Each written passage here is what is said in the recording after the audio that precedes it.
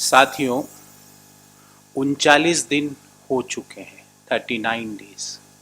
57 से ज़्यादा लोगों ने शहादत दे दी।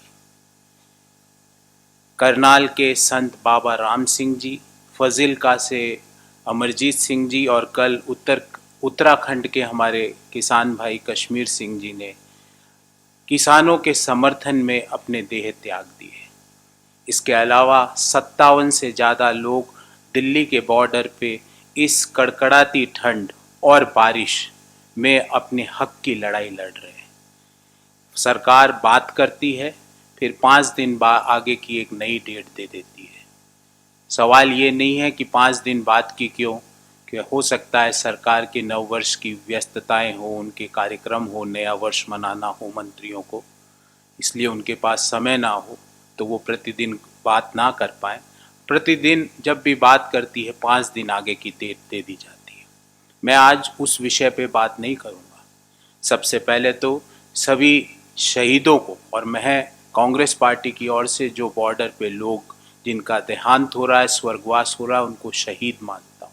उन शहीदों को नमन करते हुए, श्रद्धांजलि देते हुए, जो संत, जो किसान, जो जिन्होंने अपने प्राण त्याग दिए इस आंदोलन को ताकत देने के लिए, उनको श्रद्धांजलि देते हुए अपनी बात प्रारंभ करूंगा।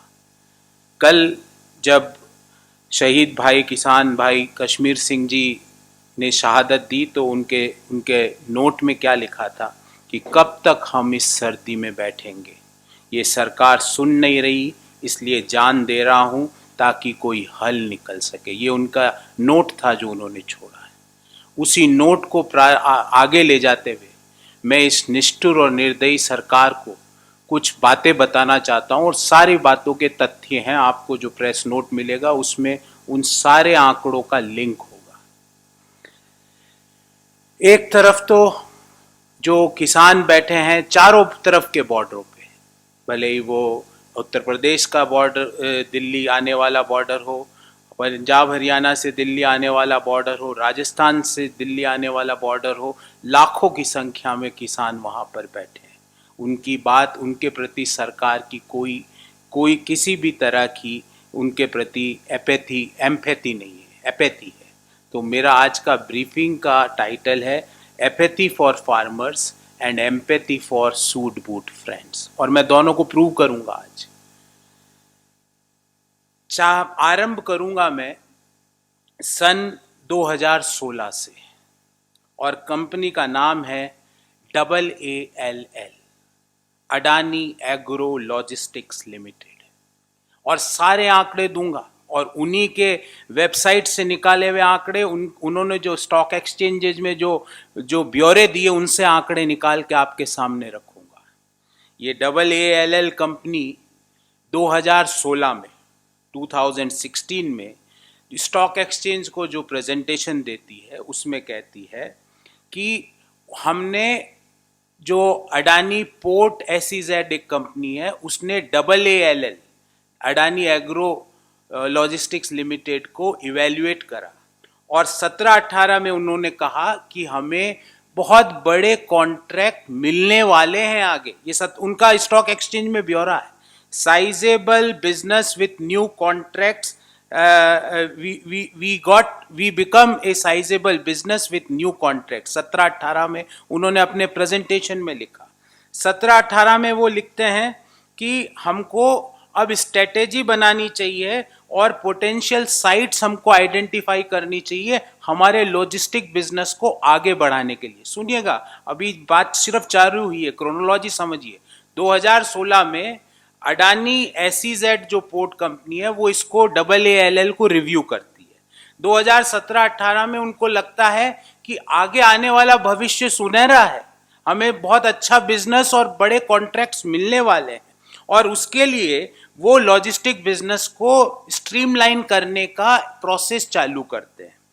2017-18, 18-19 में उन्हें स्टोरेज के ठेके मिलते हैं कई राज्य सरकारों से, जिनका ब्यौरा भी मैं दूंगा। अब खास बात सुनिए, जिसका जो मूल मंतव्य है आज की प्रेस वार्ता का, वो ये है कि भारत सरकार AALL, जो जिसका मतलब अडानी एग्रो लॉजिस्टिक्स लिमिटेड है, भारत सरकार उनको स्टोरेज का पर टन का जो कॉन्ट्रैक्ट है वो गारंटी करती है। ये भारत सरकार गारंटी देती है उनको कि आपको पर टन हम इतना पैसा तो देंगे ही, और 1 साल के लिए नहीं, 2 साल के लिए भी नहीं, 30 साल के लिए, 30 साल का कॉन्ट्रैक्ट भारत सरकार अडानी एग्रो लॉजिस्टिक्स लिमिटेड को गारंटी करके देती है कि हम आपसे इतना स्टोरेज आपने जो स्टोरेज बनाया उसका करेंगे ही। और ध्यान रहे, जो ये गारंटी का जो पैसा है